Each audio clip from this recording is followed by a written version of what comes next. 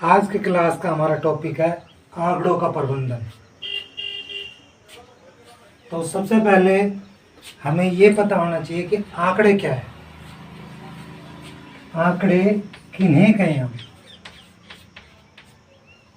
तो आंकड़े वे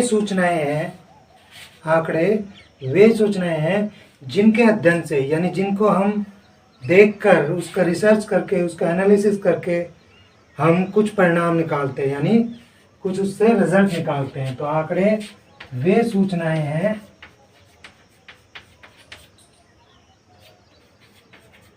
जिनके अध्ययन से हम कोई परिणाम निकालते हैं।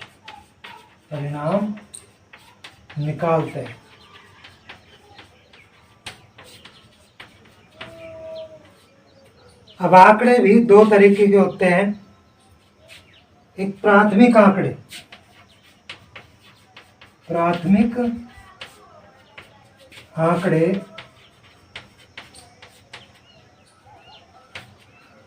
आंकड़े वे आंकड़े होते हैं जो अध्ययनकर्ता, यानी जिसको उनसे परिणाम निकालने हैं, वही उनको इकट्ठे करता है और वही उनसे निष्कर्ष निकालता है, यानी उनके कुछ परिणाम निकालता है। तो उनको हम कहेंगे अध्ययनकर्ता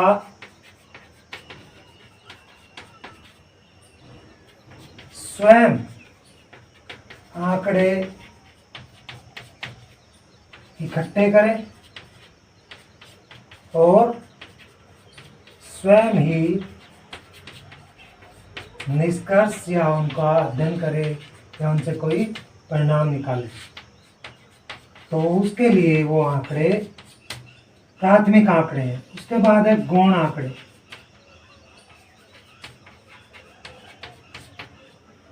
गौण आंकड़े वो आंकड़े होते हैं जिन्हें इकट्ठा कोई और करता है, लेकिन उनसे सूचनाएं, निष्कर्ष निकालना दूसरा व्यक्ति करता है। किसी दूसरे व्यक्ति द्वारा इकट्ठे किए गए आंकड़े गौण आंकड़े कहलाते हैं। गौण आंकड़े ये प्राइमरी डाटा है और ये सेकेंडरी डाटा है। उसके बाद आता है कि आंकड़ों को हम दिखाएं कैसे। तो आंकड़े दो तरीके से दिखाए जाते हैं।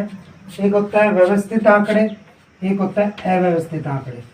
अव्यवस्थित आंकड़े वो होते हैं जिनको हम ऐसे, अव्यवस्थित आंकड़े वो होते हैं जिनको हम जैसे लिए वैसे के वैसे रख दें। यानी हमने क्लास में टेस्ट लिया और उनको टेस्ट को हम सीरीज वाइज, यानी रोल नंबर से ना लगाएं, तो वो आंकड़े तो इकट्ठे किए हैं हमने, लेकिन वो हमारे अव्यवस्थित आंकड़े, यानी एक रोल नंबर के बाद 50 रोल नंबर का पेपर आ गया, 50 के बाद 20 का रोल नंबर का आ गया, तो इसको हम क्या कहेंगे, अव्यवस्थित आंकड़े हैं, यानी जो एक पैटर्न में नहीं लगे हुए।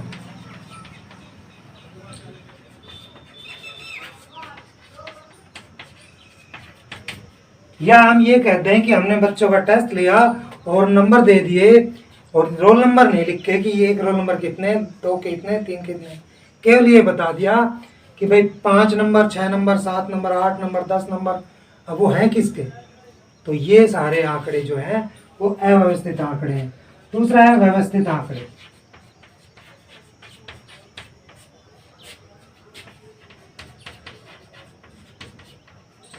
व्यवस्थित आंकड़े पैटर्न में जचे होते हैं, यानी किसी चीज को हम पैटर्न में होते हैं, उसको जचाना होता है। जैसे कि हम पेपर लें और रोल नंबर से लगाएं कि एक रोल नंबर कितने नंबर, 2 कितने, 3 कितने, और हमारे जो पेपर का बंडल है उसमें भी सीरीज से लगाएं, 1 roll number, 2 roll number, 3 roll number. तो व्यवस्थित आंकड़े हैं। अब बात आती है हमारे पास कि व्यवस्थित आंकड़े कैसे करें।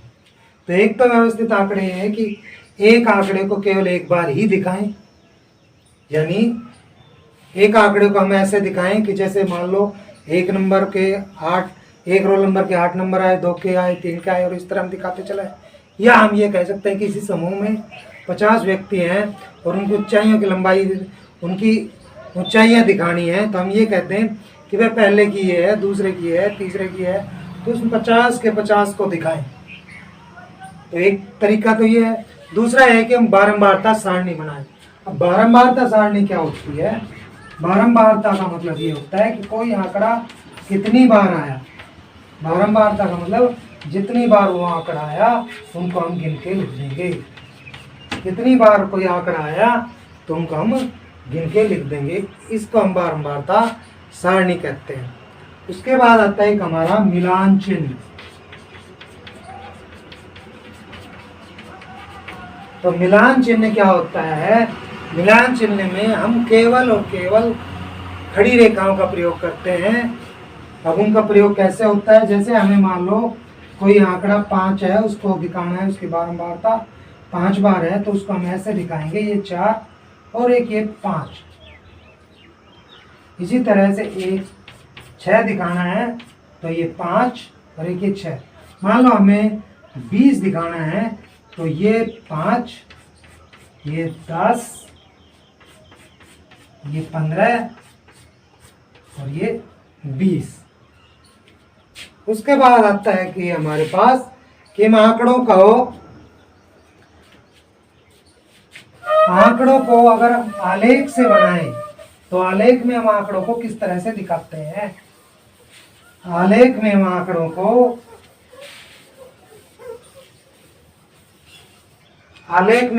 को दिखाते हैं। हमारे पास आंकड़े जो होते हैं आलेख में, तो सबसे पहले हम आता है दंड आलेख।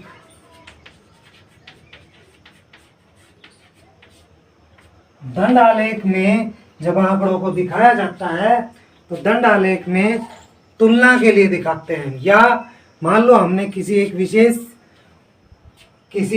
विशेष वस्तु या दुकान या किसी पर भी हमने तुलना की हो, उसका क्या नाम है, अध्ययन किया हो, डांटे इकट्ठे किए हो, तो उसमें हम दंड आलेख का प्रयोग करेंगे। जैसे हमें किसी दुकान की बिक्री दिखानी है कि भाई सोमवार को कितनी हुई, मंगलवार को कितनी हुई, बुध को कितनी हुई, बृहस्पति, शुक्र, शनिवार कितनी हुई, या एक सप्ताह में बारिश कितनी हुई, उनको हम दंड आलेख से दिखाएंगे।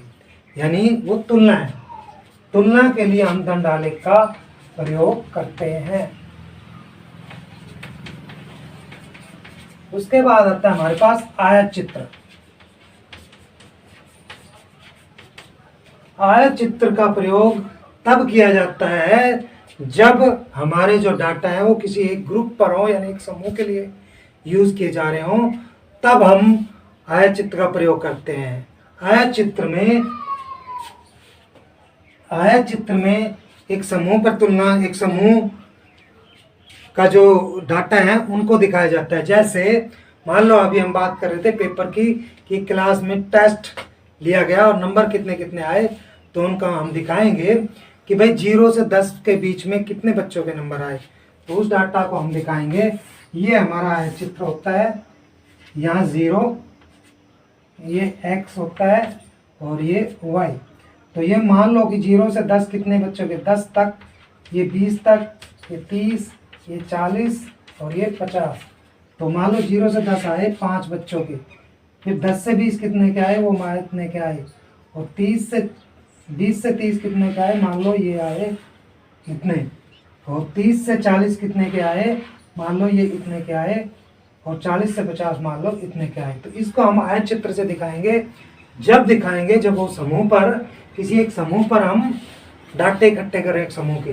लेकिन दंड आलेख किसी की तुलना के लिए दिखाया जाता है। जैसे मान लो कि भाई सोमवार को बिक्री इतनी हुई, फिर इतनी ही जगह छोड़ देंगे हम यहाँ पर, ये मंगलवार को कितनी हुई, फिर इतनी छोड़ देंगे, फिर बुधवार को कितनी हुई, फिर इतनी छोड़ देंगे, फिर बृहस्पतिवार को कितनी हुई। तो इस तरह से दंड आलेख बनता है। अब हमारे जो है उसके बाद आता है हमारा एक पाई चार्ट, या उसको हम कहते हैं वृत्त आलेख। वृत्त आलेख में हम जब किसी संपूर्ण राशि के भाग दिखाने हो, जब किसी संपूर्ण राशि के भाग दिखाने हो, तब हम वृत्त आलेख के संपूर्ण राशि के भाग के लिए इसका प्रयोग किया जाता है। संपूर्ण राशि के भाग के लिए इसका प्रयोग किया जाता है। मान लो हमने किसी समूह पर तुलना की और उसमें से कितने % लोगों ने, तो इसको हम कौन से दिखाएंगे, ये इस तरह से दिखाया जाता है। ये वृत्त आलेख होता है। तो आलेख को दिखाने के हमारे पास 3 तरीके हैं, दंडालेख, आयत चित्र और पाई चार्ट और संपूर्ण राशि। पाई चार्ट हम संपूर्ण राशि में दिखाते हैं, और एक होता है आयत चित्र और एक दंडालेख। अब हमारा जैसे पहला ही सवाल है कि निम्न में से किन के लिए आयत चित्र का प्रयोग करें हम। तो ये कहते हैं कि डाकिए के थैले में विभिन्न क्षेत्रों के पत्रों की संख्या है। तो आप सोचिए क्या इसमें हम दंडालेख का प्रयोग कर सकते हैं। विभिन्न क्षेत्रों में बात करें हम, तो इसमें सिर्फ और सिर्फ स्थान की बात होगी। जैसे हम चले, मान लो हम किसी शहर में एक मोहल्ले से दूसरे मोहल्ले में गए, तो उस मोहल्ले में कितने पत्र थे, फिर अगले मोहल्ले में कितने पत्र थे। तो इस तरह से इसमें एक दंड आलेख बनेगा, न कि आयत चित्र। तो इसमें हमारा दंड आलेख बनेगा। इसके बाद है किसी खेलकूद प्रतियोगिता में प्रत्याशियों की ऊंचाइयां। तो एक समूह हो गया, मान लो कोई प्रतियोगिता है और उसमें मान लो 50 बच्चे हैं, तो ये समूह हो गया। तो बात समूह की आ गई, तो इसमें हमारे पास आयत चित्र बनेगा। और ये हमने बता ही चुके हम कि समूह पर जब तुलना होती है तो उसमें आयत चित्र बनता है। जैसे हम करें कि भाई 100 से 105 तक कितने बच्चों की ऊंचाइयां है, तो ये एक समूह हो गया और समूह में आयत चित्र बनता है। 5 कंपनियों द्वारा निर्मित कैसेटों की संख्या, 5 कंपनियों द्वारा निर्मित कैसेटों की संख्या, तो 5 कंपनियां सारी अलग अलग है, यानी दंड आलेख बनेगा।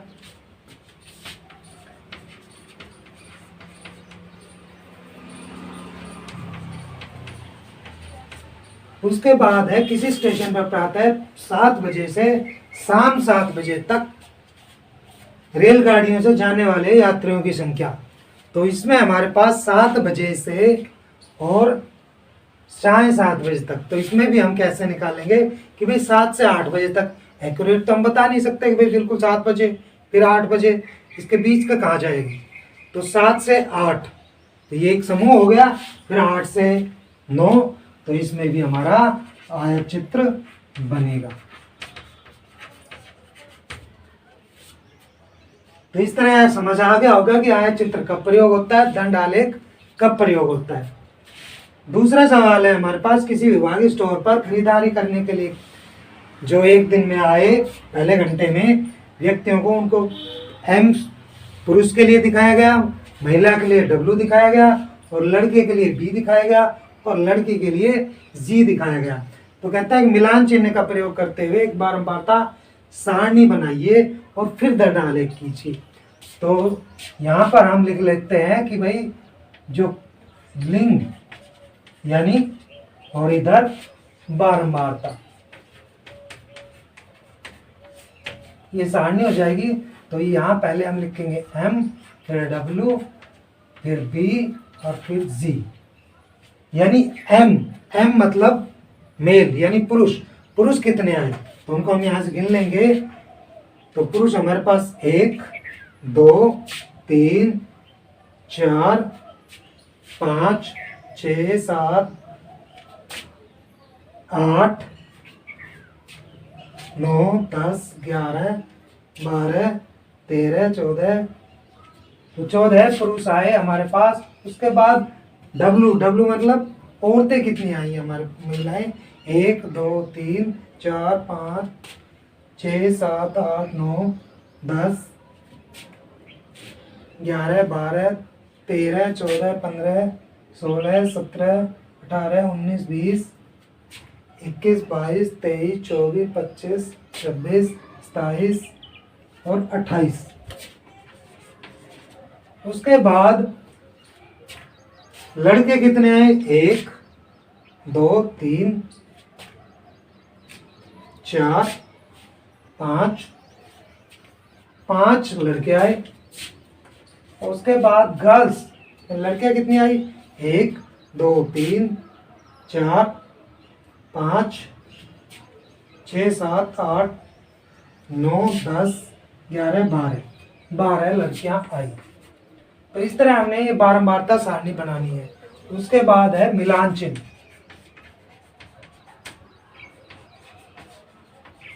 तो मिलान चिन्ह 14 कैसे दिखाएंगे?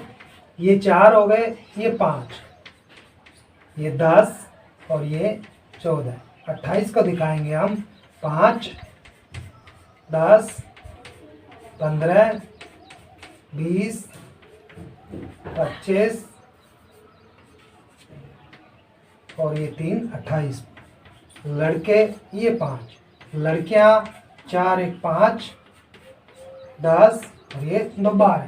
तो ये हमारा दंडालेख बन गया। ये हमारे पास बारंबारता सारणी बन गई और मिलान चिन्ह दिखा दी। अब हमें दंडालेख बनाना है। तो दंडालेख बनाने के लिए हम क्या करेंगे? ग्राफ में बनेगा, ये जो ग्राफ की बुक होती है उसमें बनेगा। तो उसमें हम ये ले लेंगे मोटी लाइनों पर, और इसके बाद यहाँ पर 0। इसके बाद हम यहाँ पर इनको दिखाने के लिए हम देखेंगे कि कैसे दिखाना है इनको। तो जो हमारे ग्राफ की लाइनें होती हैं उनके बीच में छोटी छोटी 10 लाइनें होती हैं। तो उनको हम ले लेंगे। पहले 10 पे 10, दूसरे पे 20 30 और ये 40। उसके बाद यहाँ से हम एक खाना जो मोटी लाइन का उसको छोड़ देंगे और सबसे पहले मेल दिखाएंगे 14 है, यानी 10 के बाद 4 छोटी छोटी लाइनें। तो इसको यहाँ तक उठाएंगे और एक दूसरा खाना है इसको यहाँ तक ले लेंगे। इसके ऊपर लिख देंगे M, यानी ये किसको दिखाता है? पुरुष को। इसके बाद हमारे पास औरतें कितनी? 28। तो 20 के बाद 8 लाइनें गिनेंगे। जितना हमने ये छोड़ा है इतना ही यहाँ छोड़ेंगे और 28 लाइनों तक इसको काउंट करके और इधर भी इतना ही ले लेंगे। इसको दिखा देंगे हम W, यानी औरतें।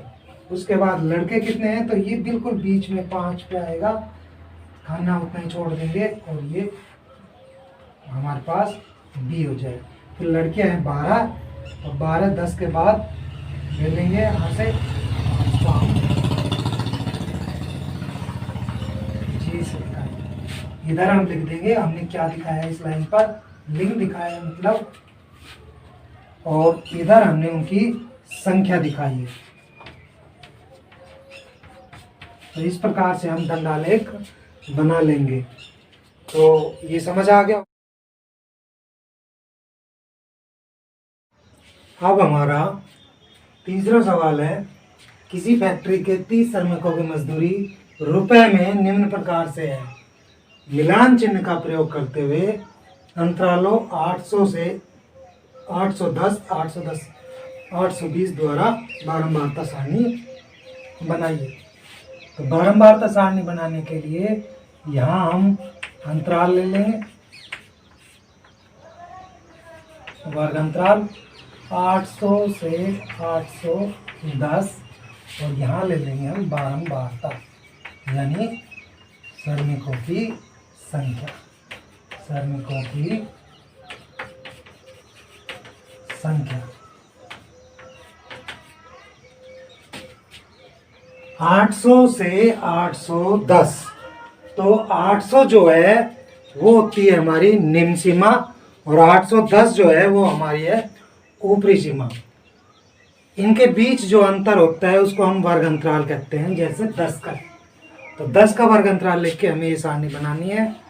लेकिन अब जब हम इनके बीच में देखते हैं तो हम 800 को तो काउंट करते हैं, 810 को काउंट नहीं करते। तो यानी हमें 800 से और 809 तक के लेने हैं, 810 को नहीं लेना है। तो यहाँ पर हम देखते हैं तो 808 1 2 और हमारे पास 806 3। तो हमारे पास 3 श्रमिक हैं जो 800 से 810 के बीच में मजदूरी ले रहे हैं। उसके बाद 810 से 820 अब वही बात है कि 810 से 819 तक लेने हैं, 820 को नहीं लेना। तो यहाँ पर हम देखते हैं 810 1,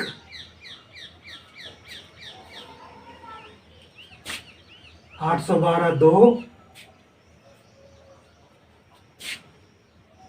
812 2 यानी 2। उसके बाद 820 से 830, तो इसमें हमें 820 से 829 तक लेने हैं और 30 को नहीं लेना है। तो यहाँ पर हम देखते हैं 820 1,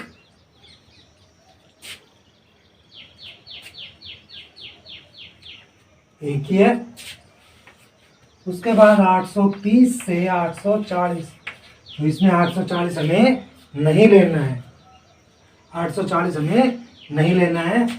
830 1, 35 2, 3 4 और ये 5 6 7 8 9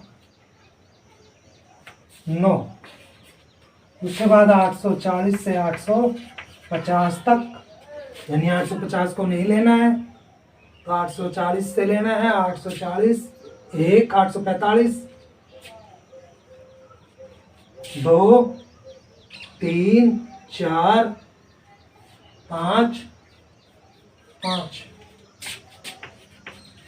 उसके बाद 850 से 860 तक, यानी 800 हमें किसको नहीं लेना है, 860 को नहीं लेना है।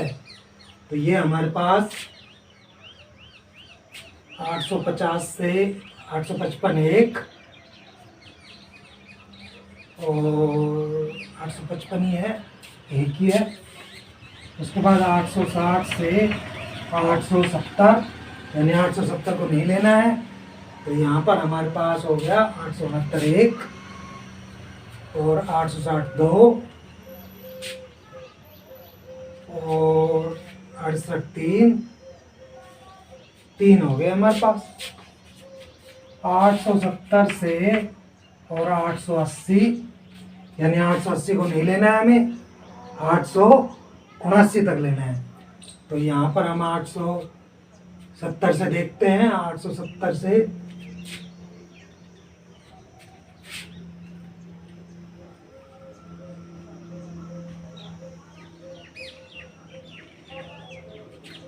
तो 870 का इसमें नहीं है, तो हम क्या करेंगे, इसमें 0 लगा देंगे। 870 से 880 तक 878 है, एक है। 880 से 890,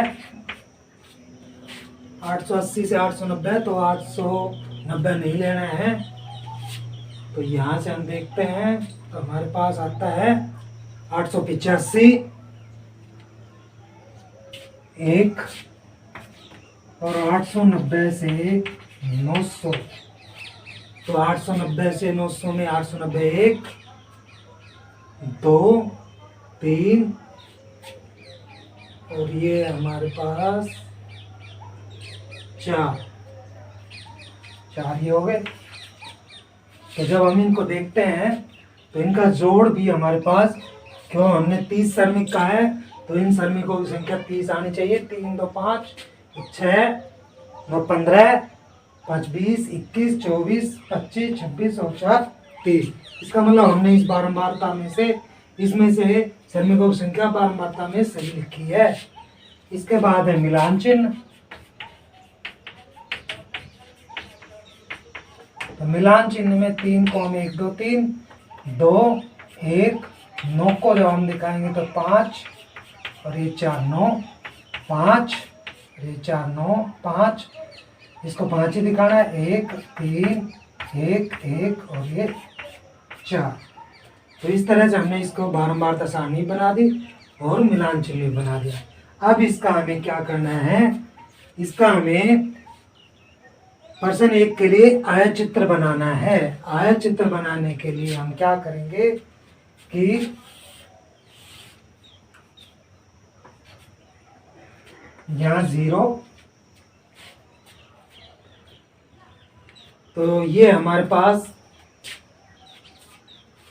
यहाँ आयतचित्र बनाने के लिए हम क्या करेंगे कि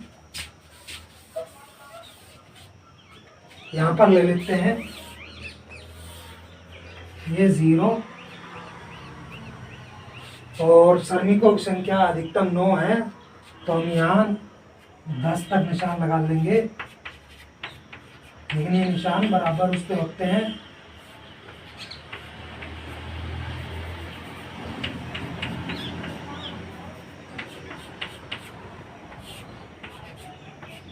आठ 9 ये हमें जो एक ग्राफ में बनाने हैं, जो एक मोटी लाइन यानी एक बड़ा खाना होता है, उसके ऊपर 1 लिखना है, उससे अगले पे 2 लिखना है, फिर 3 लिखना है। उसके बाद हमें यहाँ ये हमारे हैं श्रमिकों की संख्या, इधर हम श्रमिकों की संख्या लिखेंगे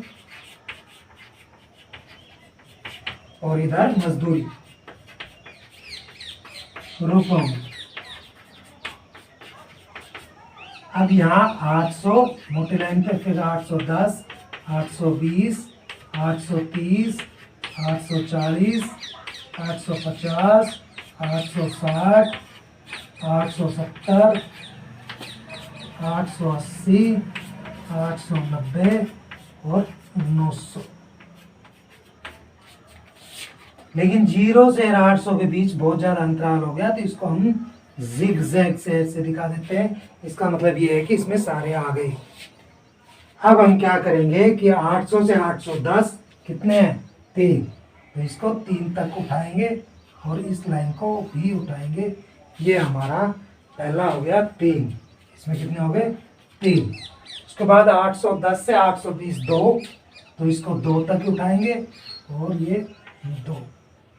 उसके बाद हमारे पास हो गया 820 से, ये हमारे पास 3 तक उठाना है, इसको 2 तक उठाना है।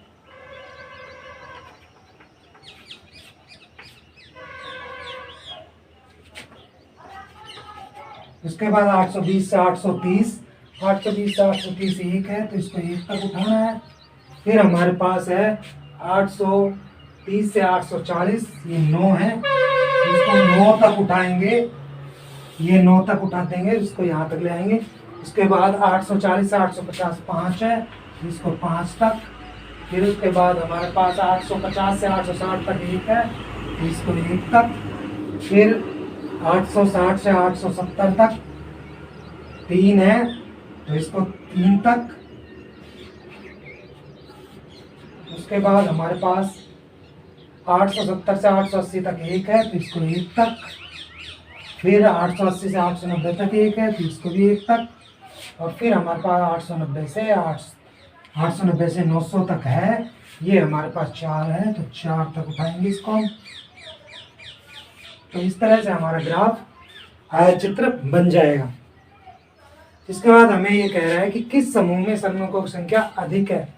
तो किस समूह में, तो हमारे सबसे ज़्यादा हम देख रहे हैं कि ये सबसे ज़्यादा है, तो किस समूह में है? 830 से 840 तक सबसे अधिक श्रमिक हैं, सबसे अधिक श्रमिक हैं।